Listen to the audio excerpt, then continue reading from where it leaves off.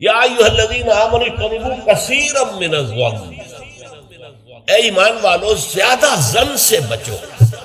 اور مراد یہاں پر کیا ہے؟ زیادہ سوء ظن سے بچو.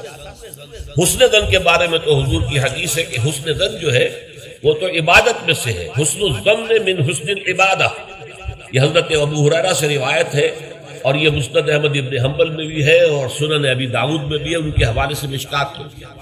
اس اعتبار سے حسن ظن تو مسلمان کا وصف ہے، سب سے حسن ظن رکھتے ہیں، الا یہ کہ کوئی شخص ثابت کر دے کہ میں حسن ظن کے قابل نہیں ہوں، پھر آئندہ کے لیے محتاط رہ گیا. لیکن کسی سے کوئی معاملہ شروع ہی سے بدظنی پر نہ کی، سوء ظن پر نہ کی. مجھ سے کہا تھا ایک صاحب نے جو یہاں اس وقت یہاں کا جو کونسلیٹ ہے، امریکن کونسلیٹ، اس میں پولیٹیکل سیکریٹری تھے، وہ میرے پاس آئے تھے خلافت کے بارے میں معلوم کرنے کے لیے کہ یہ خلافت کا آپ نام دے رہے ہیں، اس سے مراد کیا ہے. تو وہیں پھر گفتگو ہوئی کہ کانسٹیٹیوشنز کے اندر جو میکینزم رکھے جاتے ہیں، چیکس اینڈ بیلنسز، اس نے کہا ہم تو یہ سمجھتے ہیں، ہم نے اپنا دستور اس بنیاد پر بنایا ہے کہ ہر شخص چور ہے، ہر شخص بے ایمان ہے، اور ہمیں اس کا سد باب کرنا. بڑے سے بڑا آدمی ہو، بڑا نیک ہو، ایماندار ہو، اس کے بے ایمان ہونے میں دیر نہیں لگتی. لہذا ہم نے تو اپنا دستور بنایا ہے کہ ہر جگہ پر چیکس ہوں، بیلنسز ہوں، اور کہیں بھی اختیار جو ہے اتنا نہ ہو جائے کہ کوئی شخص اگر بگڑ جائے تو اس کے ہاتھوں جو ہے وہ قوم کی اور ملک کی اور پوری ریاست کی مٹی پڑی جائے. یہ اسلامی اصول نہیں. اسلامی اصول یہ ہے ابتداءً آپ کا معاملہ کسی سے بھی ہو حسن ظن کی بنیاد پر، لیکن یہ کہ اگر اس نے آپ کے حسن ظن کو زخم پہنچائی، ٹھیس پہنچائی، ثابت کر دیا کہ میں حسن ظن کے قابل نہیں ہوں، تو اب آپ سوء ظن معاملہ کر سکتے ہیں. الحزم فی سوء الظن، یہ کہاوت ہے. احتیاط اسی میں ہے کہ سوء ظن سے کام لیا جائے، اس لیے کہ آدمی بچنا چاہتا ہے. لیکن جیسا کہ میں نے عرض کیا، ابتدا کرنا سوء ظن سے یہ اسلام میں پسندیدہ نہیں. لیکن یہاں دیکھیے فرمایا اجتنبوا کثیرا من الظن، زیادہ ظن سے بچو. ورنہ اس لیے کہ ظاہر بات ہے کہ ظن سے بالکل چھٹکارا تو ممکن نہیں ہے. پچھلی نشست میں ایک صاحب نے سوال کیا تھا کہ شک میں اور ظن میں کیا فرق ہے.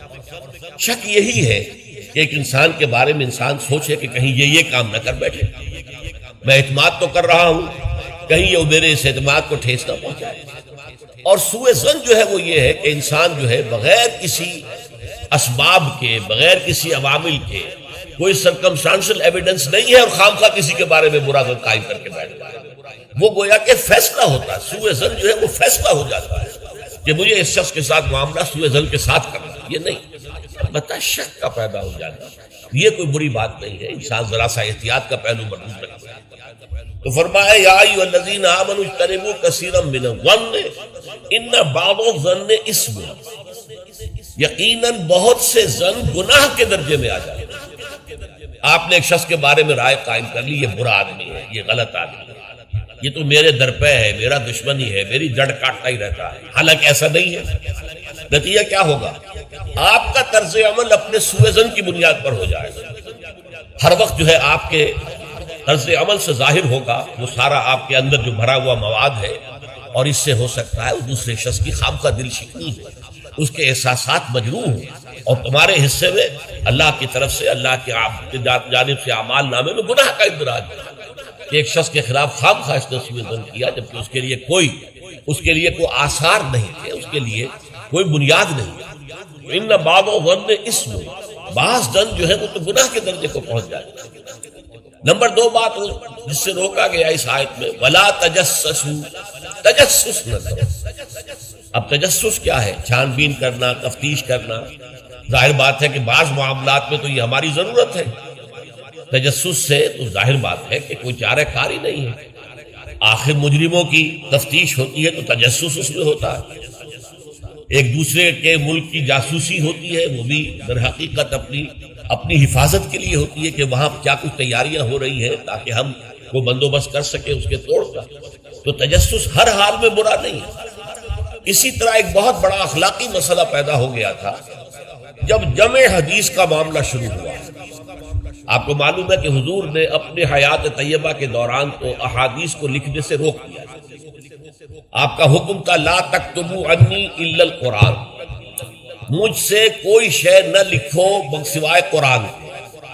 اس لیے کہ اندیشہ تھا کہ گڑبڑ نہ ہو جائے. جیسے کہ آپ کو معلوم ہے کہ انجیل میں حضرت مسیح کا کلام، حضرت مسیح کی سیرت اور انجیل جو حضرت مسیح پر نازل سب گڑبڑ ہے آپس میں. یہ بتانا مشکل ہے کہ کون سی اس میں وحی ہے، کون سا حضرت مسیح کا اپنا ذاتی کلام ہے، اور کون سی در حقیقت جو ہے اللہ تعالیٰ کی طرف سے وحی آئی ہے، اور کون سے صرف واقعات ہیں حضرت مسیح کی سیرت کی. مشکل یہی کام ہو سکتا تھا اگر ان چیزوں کو گڑبڑ کر دیا جائے. اللہ کے فضل و کرم سے اسلام میں کیا ہوا ہے؟ قرآن علیحدہ معین، بالکل معین، پھر احادیث حضور کے اقوال و افعال کو جمع کرنا وہ علیحدہ معین، پھر فقہ مرتب ہوئی اور اس کو بھی ترتیب دے دی گئی، سیرت علیحدہ مرتب ہوئی. سیرت میں عام طور پر ان احادیث کو بھی قبول کر لیا گیا، روایات کو جو زیادہ مضبوط نہیں ہے، زیادہ مستند نہیں ہے. حدیث کی کتابوں میں ان روایات کو قبول نہیں کیا گیا کیونکہ حدیث سے احکام نکلنے، شریعت کا منبع بنے گی حدیث، لہذا یہاں جو ہے بڑی چھان بین کی ضرورت ہے. تو جب محدثین نے یہ چھان بین شروع کی راویوں کے بارے میں، فلاں شخص نے فلاں سے روایت کی، اب وہ جاتے تھے اور پتہ کرتے تھے ماحول میں اس شخص کا کردار کیسا ہے، اپنے ماحول میں اسے کیسے پہچانا جاتا ہے، نیک اور شریف اور سچے انسان کی حیثیت سے یا جھوٹے اور دغاباز انسان کی حیثیت سے. اس کے لیے تفتیش کرتے تھے، کیونکہ اگر اس کا کردار اچھا نہیں ہے، اگر اس کی شہرت اچھی نہیں ہے تو پھر ہم اس سے حدیث نہیں سنیں گے. کیا پتا اس نے اس حدیث میں ملاوٹ کر دی، کیا پتا اس نے خود اپنی جی سے گھڑ لی. یہ احتیاط کی گئی. اس پر بعض لوگوں نے جو درویش قسم کے تھے، نیک لوگ تھے، انہوں نے کہا یہ تم قرآن کے خلاف کر رہے ہو، لا تجسسوا. قرآن تو کہتا ہے کہ تجسس مت کرو، لوگوں کے حالات کی تفتیش و چھان بین نہ کرو. جواب دیا گیا نہیں، یہاں یہ در حقیقت ایک دینی ضرورت کے طور پر، اور جواب بھی اسی صورت سے دیا گیا. وہ جو آیت ہم پڑھ چکے ہیں، یا ایھا الذین آمنوا ان جاءکم فاسق بنبأ فتبینوا ان تصیبوا قوما بجہالۃ فتصبحوا علی ما فعلتم نادمین. یہ آپ کو معلوم ہے کہ یہ آیت نمبر 6 ہے اسی سورہ مبارکہ کی، ہم پڑھ چکے ہیں. اہل ایمان تمہارے پاس اگر کوئی فاسق آدمی، غیر متقی آدمی کوئی خبر لے کر آئے تو تحقیق کرو، چھان بین کرو. ایسا نہ ہو کہ تم اس کی خبر لائی ہوئی خبر پر اعتماد کر کے کوئی اقدام کر بیٹھو، کسی گروہ کے خلاف، کسی قبیلے کے خلاف جو ہے حملہ کر دو اور پھر بعد میں تمہیں پچھتانا پڑے کہ خبر تو غلط ہے. اس دلیل سے پھر محدثین نے کہا یہ ہمارے لیے ایک دینی ضرورت کے طور پر کہ احادیث نبویہ سے شریعت کے احکام نکالے جائیں گے تو ہم دیکھ لیں جو حدیث پیش کر رہا ہے اس کا کردار کیا ہے، اس کی سیرت بھی ہے کہ نہیں ہے. اسی لیے ایک بہت بڑا علم انسانی تاریخ میں، یہ علم سوائے محمد صلی اللہ علیہ وسلم کی ذات مبارکہ کے اور کسی شخص کے بارے میں نہیں، جسے کہتے ہیں الرجال.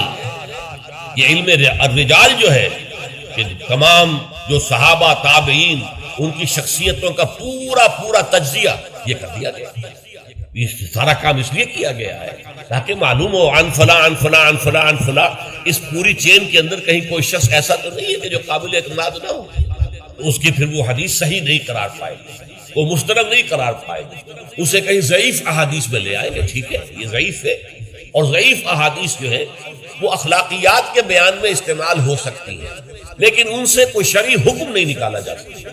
شرعی حکم کا استنباط جو ہے وہ صحیح اور پختہ اور مستند احادیث. تو یہ ہے تجسس کے بارے میں. البتہ جس چیز سے روکا گیا ہے وہ کیا ہے؟ بعض لوگوں کے مزاج ہوتے پرورٹڈ. جیسے آپ کو معلوم ہے کہ مکھی جو ہے وہ گندگی کی تلاش میں رہتی ہے، گندگی پر بیٹھے گی. کچھ لوگوں کا مزاج ایسا ہو جاتا ہے کہ وہ اس تلاش میں رہتے ہیں، شو میں رہتے ہیں، کہیں کوئی بری بات انہیں ملے تاکہ لے اڑیں اسے، اس کا پرچار کر دیں، اسے عام کر دیں. کہیں سے کسی شخص کی کسی غلط حرکت کا علم ہو گیا اور اس کو لے کے اب عام کر رہے ہیں، پھیلا رہے ہیں لوگوں کے اندر. یہ جو ہے تجسس اس لیے کرنا کہ آپ کے ہاتھ میں کوئی سکینڈل بنانے کا کوئی مواد آ جائے، کوئی طریقہ ایسا ہو جائے. تو یہ جو مکھی کی ذہنیت اور مزاج رکھنے والے لوگ ہیں یہ ان کو روکا جا رہا. تجسس نہ کرو، بلکہ کہا گیا ہے کہ اگر تمہارے کسی بھائی کا عیب تمہارے سامنے کھل جائے تو پردہ ڈالو. تم اگر دنیا میں اپنے کسی بھائی کے عیب کی پردہ پوشی کرو گے تو قیامت کے دن اللہ تعالیٰ تمہارے عیوب کی پردہ پوشی کرے گا. اور اگر تم دنیا میں اپنے بھائیوں کی پردہ دری کرو گے تو اللہ تعالیٰ تمہیں رسوا کرے گا تمام لوگوں کے سامنے قیامت میں. تو یہ تجسس جو ہے یہ برا ہے. بعض لوگوں کا مزاج ہوتا ہے یہ دو بھائی جو ہیں ان میں کبھی جھگڑا نہیں ہوا، کیا بات ہے، اب وہ اندر جا کے ٹو لے رہے ہیں، کہیں سے کوئی مسئلہ نکال لیا، اس سے بھڑکایا تاکہ لڑیں آپس میں. اور پھر یہ کہ وہ بھس میں آگ لگا کے جمالو دور کھڑی تماشا دیکھ رہے ہیں، یہ لڑ رہے ہیں آپس میں۔ تو اس طرح کی پرورٹڈ جو ہے بس شدہ شخصیتیں ہوتی ہیں بالفعل لوگوں کے اندر، اور یہ کن میں ہوتی ہیں؟ جن کے سامنے زندگی کا کوئی اعلیٰ نصب العین ہے ہی نہیں، کوئی اونچا آدرش ہے ہی نہیں، کوئی ہائی آئیڈیل ہے ہی نہیں۔ جن کے سامنے کوئی اونچا نصب العین ہے، کوئی ہائی آئیڈیل ہے، وہ آدرش ہے بہت اونچا، وہ تو اس کام میں لگے رہتے ہیں، وہ ان چھوٹی چیزوں کی ان کو کی طرف متوجہ ہونے کا ان کے پاس وقت نہیں ہوتا۔ لیکن جن لوگوں کی زندگی کے اندر وہ اونچائی کی طرف تو کوئی رجحان ہے ہی نہیں، تو ظاہر بات ہے وہ تو پھر زمین ہی کے اندر دیکھیں کہ کیڑے مکوڑے انہیں نظر آئیں گے، یا گندگی جو ہے وہ اس کے بارے میں جو ہے اس کو لے اڑیں گے پھر بات۔ اور تیسری چیز ہے وَلَا يَغْتَبْ بَعْضُكُمْ بَعْضًا، نہ ہی تم میں سے کوئی کسی دوسرے کی غیبت کرے۔ اب غیبت کیا ہے؟ کسی شخص کی غیر موجودگی میں اس کی کوئی برائی بیان کرنا، یہ غیبت ہے۔ یہ ہے اس کی ٹیکنیکل ڈیفینیشن۔ لیکن یہاں بھی جان لیجئے ہر غیبت غلط نہیں ہے۔ بس اوقات ایسا ہوتا ہے کہ آپ کا کوئی بھائی ہے، وہ کہیں رشتہ کرنا چاہ رہا ہے، اور وہاں کے بارے میں آپ کے پاس کوئی معلومات ہے ایسی جو اس بیچارے کے علم میں نہیں ہے، اور آپ اسے بتاتے ہیں کہ بھائی وہاں یہ معاملہ ہے، ذرا سوچ لیں۔ اس میں در حقیقت غیبت نہیں ہے، بلکہ یہ اپنے اس بھائی کو کسی برائی سے بچانے کی کوشش ہے۔ اس میں اس کے ساتھ نصح اور خیر خواہی کا جذبہ ہے، نہ کہ ان کو بدنام کرنے کا جذبہ۔ اگر کوئی سبب ہے ہی نہیں اور آپ بیان کر رہے ہیں تو یہ غیبت ہے۔ لیکن اگر معاملہ اس طرح کا ہے تو ظاہر بات ہے اسی طریقے سے کوئی کسی قوم کے رہنما ہیں اور بڑے بڑی شخصیتیں ہیں، اب ان کے بارے میں یہ ہے کہ پبلک میں اگر آپ کو ان پر تنقید کرنی پڑے تو اس کے اندر بھی دیکھا جائے گا کہ وہاں اس کا ہونا ضروری نہیں ہے، وہ تنقید جو ہے آپ ملک اور قوم کی مصلحت میں کر رہے ہیں۔ تو گویا کہ اس طریقے سے غیبت کی ہر شکل جو ہے وہ حرام نہیں ہے۔ البتہ ایک خیال لوگوں کو بڑا غلط ہے، وہ میں ایک حدیث کے حوالے سے اس کا اطلاع کر دینا چاہتا ہوں۔ یہ حضور سے سوال کیا گیا کہ پوچھا گیا کہ غیبت کیا ہے۔ یہ حدیث ہے، مسلم شریف میں بھی ہے، ابو داؤد میں بھی ہے، ترمذی میں ہے، نسائی میں ہے، یہ حضرت ابو ہریرہ رضی اللہ تعالی عنہ سے۔ اور امام مالک نے ایسی ایک حدیث جو ہے موطا میں مطلب بن عبداللہ سے جو ہے روایت کی ہے۔ حضور سے پوچھا گیا کہ غیبت کیا ہے، آپ نے فرمایا ذکروں کا اخاک بما یکرہ، تمہارا اپنے بھائی کا تذکرہ کرنا کسی ایسے اعتبار سے جو اسے ناپسند ہو۔ اگر اس کے سامنے کرو گے اسے ناپسند ہوگا، اس کے علم میں آئے گا کہ میرے بارے میں یہ بات کہی گئی ہے تو اسے ناپسند ہوگا۔ ایسی بات کا اس کی غیر موجودگی میں بیان کرنا۔ اب قیلا کہا گیا، سوال کیا گیا، افرأیت کہ حضور آپ ذرا غور کیجئے، ان کان فی اخی ما اقول، اگر میرے بھائی میں وہ شے واقعتاً موجود ہے جو میں کہہ رہا ہوں تو کیا اس صورت میں بھی غیبت ہوگی؟ قال، فرمایا حضور نے، غور سے سنیے، ان کان فیہ ما تقول فقد اغتبت، اگر تو اس میں وہ برائی ہے جو تم کہہ رہے تو تم نے غیبت کی، وَإِن لَمْ يَكُنْ فِيهِ، اور اگر نہیں ہے اس میں وہ شے اور تم پھر بھی کہہ رہے ہو ما تقول فقد بہتہ، تو تم نے اس پر بہتان لگایا۔ یہ تو دوہرا جرم ہوتا ہے، اس میں کوئی خرابی نہیں ہے، برائی نہیں ہے اور آپ بیان کر رہے ہیں تو یہ تو بہتان ہے۔ البتہ کسی میں کوئی برائی ہے، خرابی ہے، نقص ہے تو یہ در حقیقت جو ہے آپ کا اس کی غیر موجودگی میں بیان کرنا یہ غیبت ہے۔ تو اس اعتبار سے غیبت کی جو برائی ہے اس کو اچھی طرح سمجھ لیجئے، اور یہ ہمارے معاشرے کے اندر بہت پھیلی ہوئی ہے یہ شے۔ بلکہ یہ کہا جاتا ہے اور صحیح کہا جاتا ہے کہ وہ کئی کورسز کا ڈنر ہونے کے بعد جو ہے پھر جب گفتگویں ہوتی ہیں تو معلوم ہوتا ہے کہ سب سے زیادہ لذیذ ڈش جو ہے وہ ایک دوسرے کی غیبت ہے۔ اور ہوتا کیا ہے، شادی کا کہیں پر مجمع لگا ہوا ہے اور جو ہے وہ ابھی بارات نہیں آئی ہے یا کوئی اور مسئلہ ہے، بیٹھے ہوئے ہیں، تو جب 3 آدمی بیٹھے ہوں گے تو کسی اور کی غیبت کریں گے، اور جب ان میں سے ایک اٹھ کے چلا جائے گا تو اب یہ دونوں اس کی غیبت کریں گے۔ یہ ہمارے معاشرے کا عام رخ ہے، یہ ہمارا جو ہے یہ گویا کہ سب سے زیادہ ڈیلیشس ڈش جو ہے وہ غیبت ہے۔ تو اس کے لیے شدت کے ساتھ روکا گیا، اور اس کے لیے جو پھر تمثیل دی گئی، اَيُحِبُّ أَحَدُكُمْ مَن يَأْكُلَ لَحْمَ أَخِيهِ مَيْتًا فَكَرِهْتُمُوهُ، کیا تم میں سے کوئی شخص اسے پسند کرے گا کہ وہ اپنے مردہ بھائی کا گوشت کھائے؟ تو اس پر تو تمہیں گھن آ گئی، تمہیں بہت برا لگا۔ کوئی شخص گوارا کرے گا کہ اپنے مردہ بھائی کا گوشت کھائے؟ لیکن سوچئے کہ ایسی تمثیل کیوں دی؟ یہ اللہ کا کلام ہے، بغیر کسی ربط کے تمثیل اور تشبیہ جو ہوتی ہے کسی ربط کی بنیاد پر ہوتی ہے نا، ورنہ تشبیہ اور تمثیل کا فائدہ کیا ہوا؟ ربط کیا ہے؟ جیسے ایک مردہ اپنے دفاع پر کے قابل نہیں ہے. آپ ادھر سے بوٹی کاٹ لیجئے، ادھر سے بوٹی کاٹ لیجئے، پڑا مردہ ہے. آپ پوری اختیار کے ساتھ جہاں سے چاہیں اس کی بوٹی اڑا لیں. اگر وہ زندہ ہو تو وہ ہاتھ لگانے دے گا آپ کو جسم کے اپنے کسی حصے. بعین ہی یہ معاملہ ہے، آپ کا بھائی موجود نہیں ہے اور آپ اس کی عزت پر حملہ کر رہے ہیں، مانوی شخصیت پر حملہ ہے. اس جسم کی نسبت مانوی شخصیت زیادہ قیمتی ہے، زیادہ اہم ہے.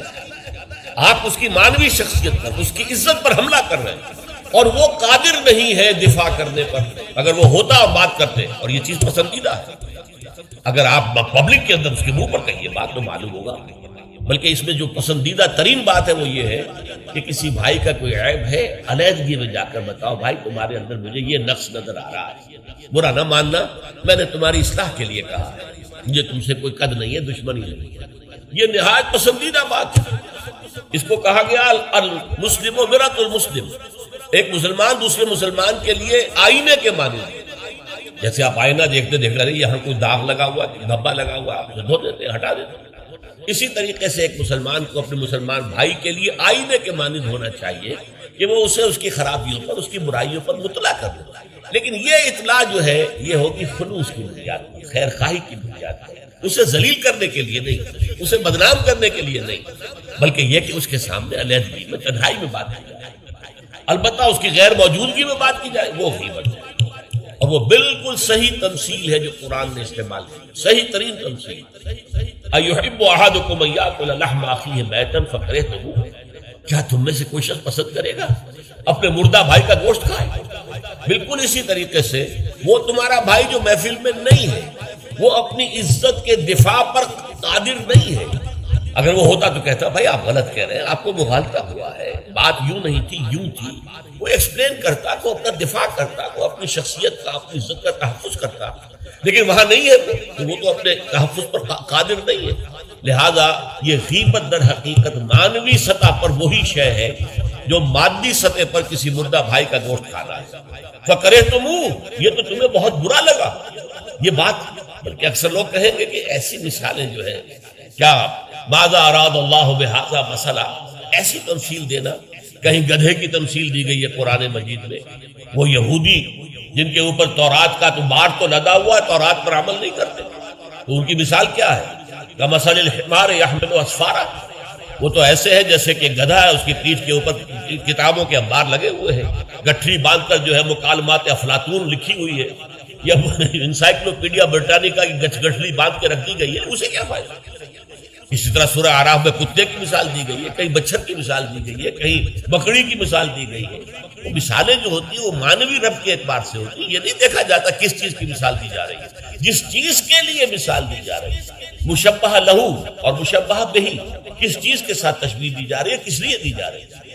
ایحب احدکم ان یاکل لحم اخیہ میتا فکرہتموہ واتقوا اللہ. اللہ کا تقوی اختیار کرو، اس لیے کہ سارے احکام کی روح جو ہے وہ تقوی.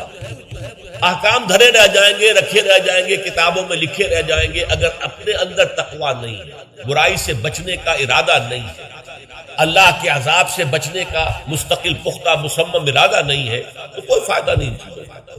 بھینس کے آگے بین بجانا ہو جائے گا. واتقوا اللہ ان اللہ تواب الرحیم. اللہ کا تقوی اختیار کرو اور دیکھو اللہ بہت توبہ کا قبول کرنے والا ہے اور بہت رحم فرمانے والا ہے. تو دیکھو اگر تمہارے سے یہ خطائیں ہو رہی ہیں، تمہاری شخصیت کے اندر اگر یہ خرابیاں ہیں، تم ان برائیوں کے عادی ہو، تو ان سے اپنے آپ کو پاک کرو، صاف کرو، توبہ کرو، اور اس میں امید دلا دی کہ اللہ تعالیٰ بہت توبہ کو قبول فرمانے والا اور رحم فرمانے والا